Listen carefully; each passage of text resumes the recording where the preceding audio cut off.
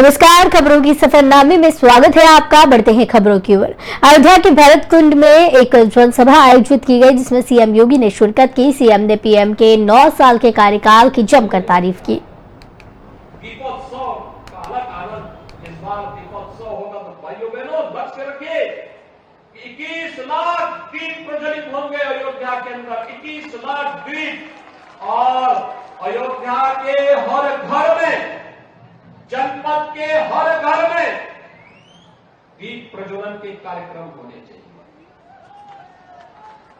राम जी की पेड़ी में भी होगा, नए घाट में भी होगा, हर मठ और मंदिर में भी होगा, सूरज कुंड, भरत कुंड, जितने भी घाट हैं इन सब में दीप प्रज्वलन के साथ साथ अयोध्या के हर घर में भी दीपों से प्रज्वलित होती हुई, अयोध्या जगमगाती हुई दीपोत्सव की दिन दिखाई देनी चाहिए। अभी से इसकी तैयारी हो, एक बड़ा इवेंट बनाओ, अभी से तैयारी प्रारंभ कर दो।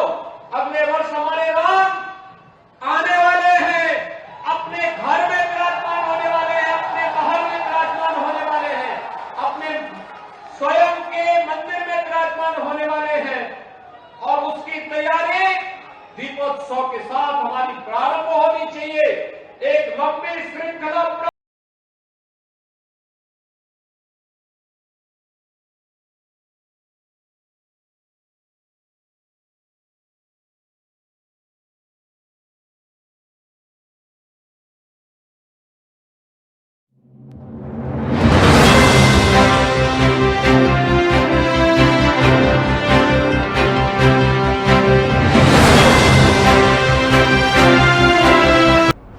खबरों के सफरनामे में आपका स्वागत है। मैं हूं आस्था और करते हैं खबरों का। अयोध्या के भरत कुंड में एक जनसभा आयोजित की गई, जिसमें सीएम योगी ने शिरकत की। सीएम ने पीएम मोदी के 9 साल का कार्यकाल पूरा होने पर जनसभा की है। इस दौरान उन्होंने पीएम मोदी की जमकर तारीफ की। दीपोत्सव का अलग आनंद इस बार दीपोत्सव होगा, तो भाइयों बहनों लक्ष्य रखिए, 21 लाख दीप प्रज्वलित होंगे अयोध्या के अंदर। 21 लाख दीप, और अयोध्या के हर घर में, जनपद के हर घर में दीप प्रज्वलन के कार्यक्रम होने चाहिए। राम जी की पेड़ी में भी होगा, नए घाट में भी होगा, हर मठ और मंदिर में भी होगा, सूरज कुंड, भरत कुंड, जितने भी घाट हैं इन सब में दीप प्रज्वलन के साथ साथ अयोध्या के हर घर में भी दीपों से प्रज्वलित होती हुई, अयोध्या जगमगाती हुई दीपोत्सव की दिन दिखाई देनी चाहिए। अभी से इसकी तैयारी हो, एक बड़ा इवेंट बनाओ, अभी से तैयारी प्रारंभ कर दो। अगले वर्ष हमारे राम आने वाले हैं, अपने घर में विराजमान होने वाले हैं, अपने महल में विराजमान होने वाले हैं, अपने स्वयं के मंदिर में विराजमान होने वाले हैं, और उसकी तैयारी दीपोत्सव के साथ हमारी प्रारंभ होनी चाहिए। एक लंबी श्रृंखला प्रारंभ होगी, और उस कार्यक्रम के साथ जुड़ते हुए हम आगे बढ़ेंगे। अयोध्या में मुख्य रेलवे स्टेशन का विकास हो रहा है। सूरज कुंड और भरत कुंड में रेलवे विकास के कार्य प्रारंभ हो रहे हैं, और इंटरनेशनल एयरपोर्ट इसी वर्ष बनकर के तैयार हो जाएगा। इतना बड़ा एयरपोर्ट बन रहा है कि एक समय में एक विमान उतरा, वो तुरंत दूसरी तरफ आया, अगला विमान फिर 2 मिनट में दूसरा विमान वहां आ जाएगा। इतना अवसर अयोध्या के लिए आने जा रहा है, इतने अवसर आने जा रहे हैं कि जो अयोध्या में आया होगा वो पछताता होगा। जिसने अयोध्या में जन्म नहीं लिया होगा वो भी प्रार्थना कर रहा होगा कि मुझे भी अयोध्या में जन्म लेने का सौभाग्य प्राप्त होता, तो मैं भी सौभाग्यशाली होता। भाई बहनों, राम के बगैर हमारा जीवन अधूरा माना जाता है। प्रभु श्री राम को हम लोगों ने जिस रूप में देखा है, पूजा है, उनकी भक्ति की है, और भक्ति साकार रूप से अब हम सबके सामने राम लला के रूप में मंदिर निर्माण के कार्य के साथ ही विराजमान होकर के हम सबको दर्शन देंगे।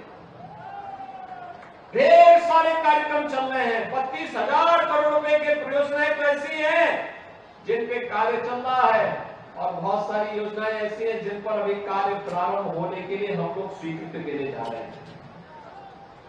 इतने बड़े परियोजनाएं देश के अंदर किसी और एक नगर में, एक जनपद में नहीं चल रही होगी। भाइयों बहनों,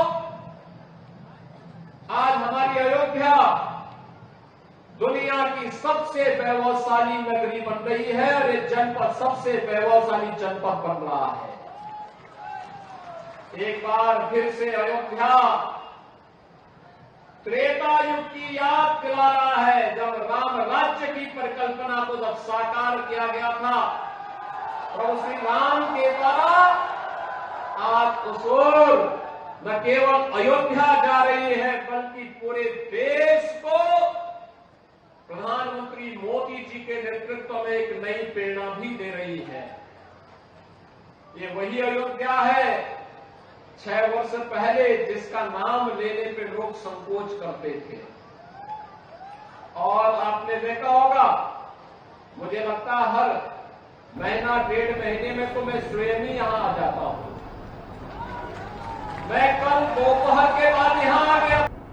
एक ही हाल बोला inspector general commander coast guard region north west ने विपर्जॉय को लेकर बड़ा बयान दिया। उन्होंने कहा कि हमने गुजरात में 15 जहाज तैयार रखी हैं, 7 एयरक्राफ्ट भी तैयार हैं। और क्या कहा ये सुनाते हैं। सरकार से हम लगातार संपर्क में हैं, बट अब जो ये लैंडफॉल होने वाला है 1800 से 2000 के बीच में हम लोग एक्सपेक्ट कर रहे हैं। उसके बाद की स्थिति को जानते हुए हम लोगों ने करीब 15 शिप स्टैंड बाई रखे हुए हैं, 7 टोटल एयरक्राफ्ट हमने रखे हुए हैं तैयार। जो हमारा स्टेशन है कोस्ट गार्ड एयर स्टेशन दमन, वहां पर भी हमने स्पेशल 4 डॉर्नियर और 3 हेलीकॉप्टर्स दूसरे रीजन से मंगा के भी रखे हैं। अगर जरूरत पड़ी तो हम उनको भी डिप्लॉय करेंगे। जो हमारी डिजास्टर रिलीफ टीम्स हैं 27 हमने बना के रखी हुई हैं, जिसमें जर्नीज हैं, उनके पास डाइवर्स हैं और बाकी रिलीफ मटेरियल है जो एक स्टैंडर्ड प्रैक्टिस होती है। 53 OBMs जो ऑनबोर्ड इंजन्स होते हैं जहाज के, कभी हमें OBM निकाल के कहीं और लगाना पड़ा। अगर फ्लडिंग होती है कहीं पर लोअर एरियाज में, उसमें ऑपरेट करनी पड़ी जहाज। और हमने करीब 200 लाइव बॉयज और 1000 लाइव जैकेट्स भी अलग से इंतजाम करके हमने तैयार रखा हुआ है डिफरेंट स्टेशन। राज्य सरकार आम आदमी पार्टी ने प्रेस कॉन्फ्रेंस कर विपक्षी नेताओं पर निशाना साधा है। उन्होंने कहा कि कांग्रेस में लीडरशिप और आइडिया दोनों का ही अभाव है। और क्या कुछ कहा, आइए सुनाते हैं। जब आम आदमी पार्टी पहली बार ये बात लेके आई कि दिल्ली के अंदर हम 200 यूनिट बिजली मुफ्त देंगे और 400 यूनिट तक आधे दाम पे देंगे, तो कांग्रेस ने सबसे ज्यादा दिल्ली में हमारा मजाक उड़ाया और विरोध किया। जब उससे पहले हमने इलेक्शन लड़ा और हमने कहा कि हम बिजली हाफ, पानी माफ करेंगे, तो कांग्रेस के सभी नेता, जिसके अंदर अजय माकन आदि शामिल हैं, इन सब ने इसका पूरा विरोध किया और मजाक उड़ाया और कहा कि अरविंद केजरीवाल को न राजनीति आती न सरकार चलाना आता, ये तो हो ही नहीं सकता, ये तो झूठ बोल रहे हैं, इनको तो पता ही नहीं है सरकार कैसे चलती है, कांग्रेस को पता है ऐसे मुफ्त नहीं दिया जा सकता। ये विरोध आज भी इंटरनेट पे इनका दर्ज है, आप ढूंढ सकते हैं। और अब क्या किया इन्होंने, हिमाचल प्रदेश के अंदर जब इन्होंने चुनाव लड़ा तो कांग्रेस पार्टी ने अरविंद केजरीवाल की गारंटियों की कॉपी की। महिलाओं की मुफ्त यात्रा कांग्रेस ने खूब विरोध किया। फिर हिमाचल में आम आदमी पार्टी के मैनिफेस्टो से चुरा के हिमाचल के अंदर कहा कि हम भी महिलाओं को मुफ्त यात्रा देंगे। कर्नाटक से खबर आ रही है कि उन्होंने भी अनाउंस कर दिया है, हालांकि उन्होंने कई सारी कंडीशंस लगाई हैं कि हम कांग्रेस की सरकार के अंदर कर्नाटक के अंदर मुफ्त बस यात्रा देंगे। और ये बहुत गंभीर बात है कि कांग्रेस के पास आज अपने ऐसे लोग भी नहीं बचे जो जनता के साथ बात कर सकते हो, जनता के कांटेक्ट में रह सकते हो और जनता के लिए एक अपना ओरिजिनल मैनिफेस्टो बना सकें ये हालत भी आज कांग्रेस के अंदर नहीं बची है। ये बेसिक क्वालिफिकेशन भी आज कांग्रेस के अंदर खत्म हो गई है, जिसके विषय में लगभग रोज लोगों के बीच में चर्चा रहती है कि कांग्रेस की बदहाली के कौन लोग कारण हैं, कांग्रेस क्यों उभर नहीं पा रही, इसके पीछे कौन लोग हैं, कांग्रेस की लीडरशिप के अंदर क्या समस्या है। और अब कांग्रेस के विषय में जो बातें सामने आ रही हैं उससे ये लगता है कि कांग्रेस में ना सिर्फ लीडरशिप का क्राइसिस है, कांग्रेस के पास आइडियाज का भी क्राइसिस है। कांग्रेस का लोगों से जुड़ाव इस हद तक खत्म हो गया है कि उनके पास कोई अपना मैकेनिज्म भी नहीं बचा कि वो ये जान पाए कि लोग क्या चाहते हैं, जनता क्या चाहती है। और इसका सबसे बड़ा जो कह सकते हैं सबूत पब्लिक डोमेन में जो आता है वो ये है, देश की सबसे पुरानी पार्टी, देश की सबसे नई उभरती हुई ग्रो करती हुई पार्टी से आइडियाज और मैनिफेस्टो तक चुराने लगी। महिला पहलवानों के कथित यौन उत्पीड़न के मामले में दिल्ली पुलिस ने आज भारतीय कुश्ती संघ के निवर्तमान अध्यक्ष और बीजेपी सांसद ब्रजभूषण शरण सिंह के खिलाफ राव रेवेन्यू कोर्ट में 1000 से ज्यादा पन्नों की चार्जशीट दाखिल की। चार्जशीट अपर मुख्य मेट्रोपॉलिटन मजिस्ट्रेट की अदालत में दाखिल की गई। बता दें, ब्रजभूषण पर लगे यौन शोषण के मामले में 1 जुलाई को सुनवाई होगी। ब्रजभूषण के खिलाफ मामले में 2 FIR दर्ज की गई हैं, इनमें एक पॉक्सो एक्ट के तहत दर्ज है। दिल्ली पुलिस ने नाबालिग पहलवान के यौन उत्पीड़न मामले में ब्रजभूषण शरण सिंह को क्लीन चिट दे दी है। दिल्ली पुलिस ने ब्रजभूषण के खिलाफ 7 पहलवानों द्वारा लगाए गए यौन उत्पीड़न के आरोपों में गुरुवार को 2 अदालतों में चार्जशीट दाखिल की। एक चार्जशीट बालिग 6 महिला पहलवानों की शिकायत पर दर्ज केस में राव रेवेन्यू कोर्ट में दाखिल की गई, जबकि दूसरी चार्जशीट पटियाला कोर्ट में नाबालिग को शिकायत पर दर्ज केस में दाखिल की गई। दिल्ली पुलिस ने ब्रजभूषण सिंह पर नाबालिग द्वारा लगाए गए आरोपों में पॉस्को एक्ट हटाने के लिए कोर्ट में 550 पन्नों की अर्जी दी है। इस मामले पर 4 जुलाई को सुनवाई होगी। बता दें, WIFI के पूर्व प्रमुख ब्रजभूषण शरण सिंह के खिलाफ यौन उत्पीड़न के आरोपों में चार्जशीट पर विशेष लोक अभियोजक अतुल श्रीवास्तव ने बताया कि IPC की धारा 354, 354D, 354A और 506A के तहत चार्जशीट दाखिल की गई। वहीं दिल्ली पुलिस PRO सुमन नलवा ने कहा कि हमने ब्रजभूषण शरण सिंह के खिलाफ धारा 354, 354A और D के तहत चार्जशीट दाखिल की है। जून को आगे अग्रिम सुनवाई के लिए रखा। CMM Rao revenue. सर कौन कौन से सेक्शन में थोड़ा बता दीजिए सर।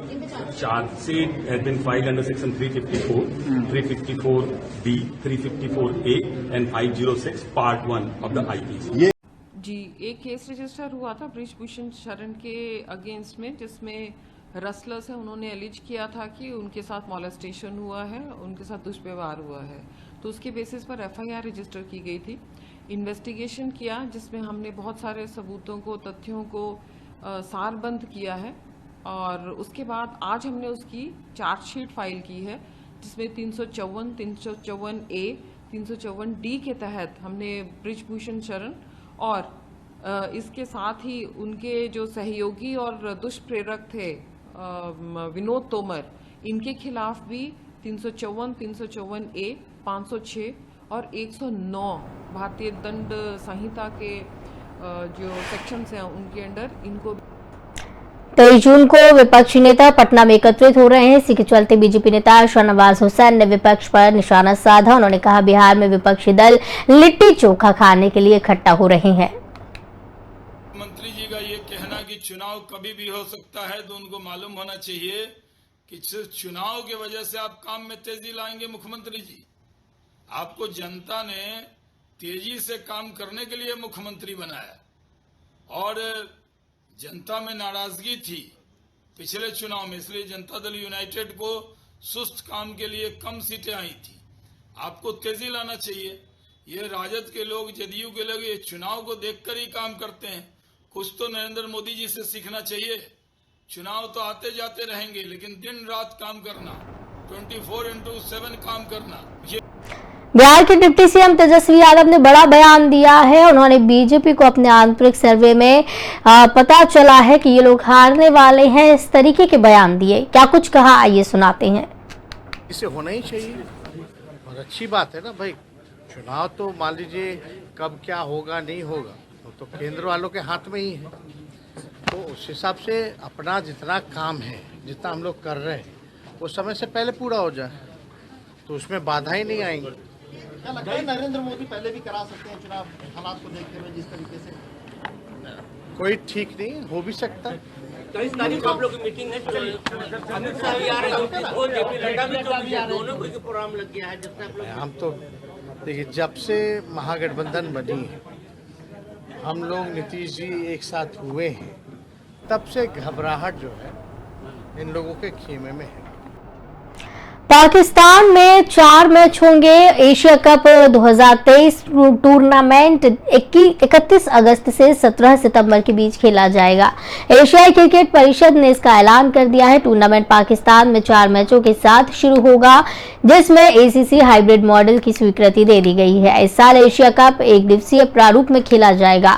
उसके बाद अंतिम 9 मैच श्रीलंका में खेले जाएंगे। एशियन क्रिकेट काउंसिल के मुताबिक एशिया कप 2023 31 अगस्त से 17 सितंबर 2023 तक आयोजित होगा और भारत, पाकिस्तान, श्रीलंका, बांग्लादेश, अफगानिस्तान और नेपाल की टीमें कुल 13 रोमांचक एक दिवसीय मैचों में प्रतिस्पर्धा करेंगी। टूर्नामेंट का हाइब्रिड मॉडल में होस्ट किया जाएगा, जिसमें अब 4 मैच पाकिस्तान में होंगे और बाकी के 9 मैच श्रीलंका में खेले जाएंगे।